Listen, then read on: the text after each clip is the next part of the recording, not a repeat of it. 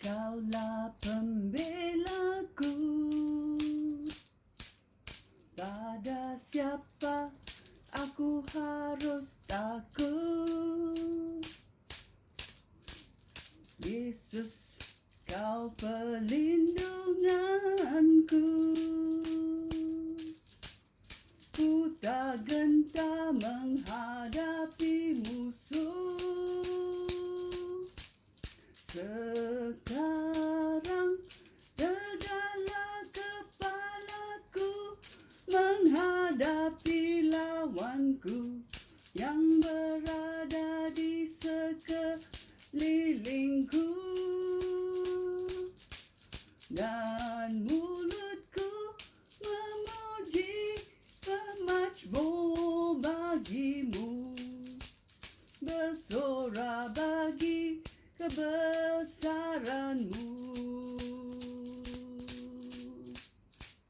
Yesus, kaulah pembelaku.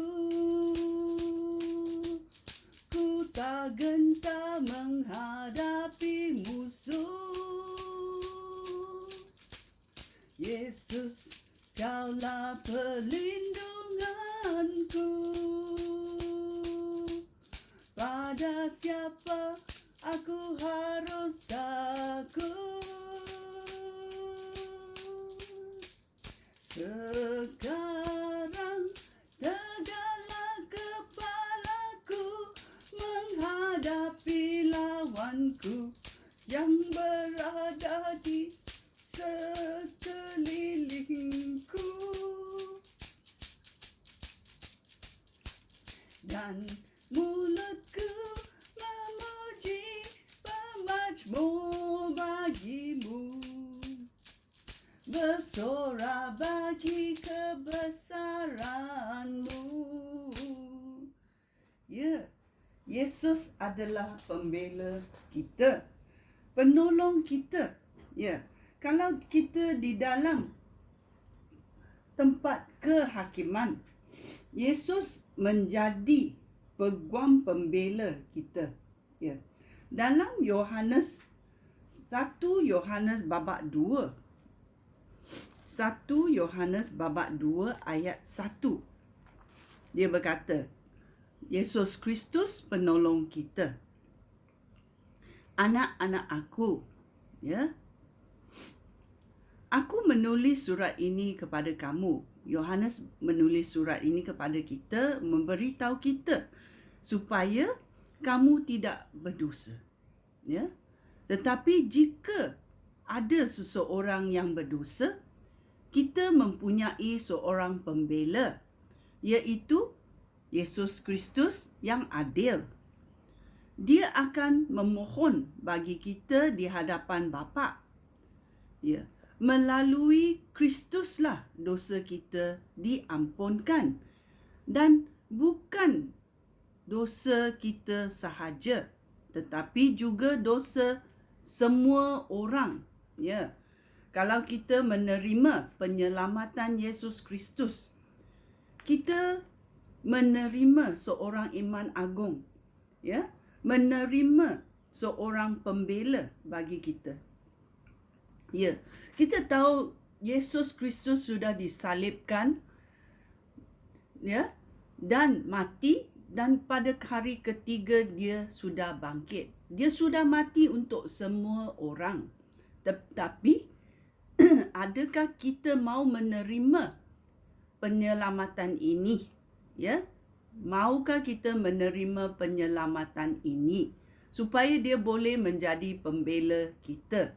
Ya, dia sudah lakukan, tetapi dia tunggu supaya semua orang boleh datang kepadanya, supaya dia boleh menjadi pembela kita. Ya, dalam Yohanes babak 14 ayat 16, ya, dia berkata, ya, ayat 16 berkata, aku akan memohon kepada Bapa. Ini Yesus Kristus berkata, aku akan memohon kepada Allah Bapa, dan Bapa akan memberi kamu penolong lain yang akan bersama-sama kamu selama-lamanya. Dia adalah Roh Allah yang menunjukkan apa yang benar tentang Allah. Ya, dunia tidak dapat menerima dia kerana dunia tidak dapat melihat dia atau mengenal dia. Tetapi kamu yang percaya itu mengenal dia kerana dia tinggal dengan kamu dan bersatu dalam hati kamu. Ya. Itulah kita mesti tahu. Bila kita dituduh, ya, di dalam tempat penuduh itu, ya, Yesus akan datang membela kita, ya. Dan Roh Kudus yang ada di dalam kita, dia dipanggil penolong kita di dunia ini, ya. Dia adalah saksi. Dia tahu apa yang kita telah buat. Dia menjadi saksi kepada penuduh itu, ya. Sesiapa yang menuduh kita, ya. So kita ada Yesus sebagai pembela dan kita ada Roh Kudus untuk memberitahu apa yang benar. Ya. So bila hakim datang, iaitu Allah Bapa datang mendengar apa yang Yesus kata, apa yang Roh Kudus kata dan apa yang kita kata, kerana kita dituduh, ya, dia akan membuat penghakiman, ya. So siapa kamu nak berdiri? Adakah kamu nak seorang pembela dalam hidup kamu? Adakah kamu nak seorang penolong dalam hidup kamu di dunia ini, ya? Kerana dunia ini berliku-liku, ya. So kita mesti tahu Yesus telah membuat sumbangan ini, mengorbankan diri supaya dosa kita diampunkan. Maukah kita menerima dia sebagai pembela kita? Penolong kita, Roh Kudus juga akan datang kerana Yesus telah pergi ke syurga. Ya, mari kita bersama-sama mengucap, ya Tuhan, Allah Bapa, saya ingin menerima Yesus Kristus sebagai pembela hidup saya. Terima kasih kerana memberi Roh Kudus untuk memimpin saya dalam riwayat hidup saya. Saya sangat diberkati dan disayangi oleh Tuhan. Terima kasih Tuhan. Terima kasih dalam nama Yesus. Amin. Ya, kita akan belajar seterusnya mengenai kesaksian kami. Sekian, terima kasih. Shalom.